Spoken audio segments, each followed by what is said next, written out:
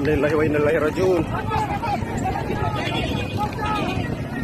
Speedboat atau kapal cepat yang ditumpangi calon gubernur Maluku Utara Beni Laos meledak di Kabupaten Pulau Taliabu pada Sabtu siang 12 Oktober 2024. 4 orang dilaporkan meninggal dunia dalam insiden itu. 4 korban meninggal masing-masing, calon gubernur Maluku Utara Beni Laos, Ketua DPW P3 Maluku Utara, Mubin Awahid, anggota DPRD Provinsi Maluku Utara dari Partai Demokrat, Esther Tantri dan ajudan Beni Laos yang merupakan seorang anggota polisi. Insiden itu terjadi di Pelabuhan Regional Bobong, sekitar pukul 14.05 waktu Indonesia Tengah.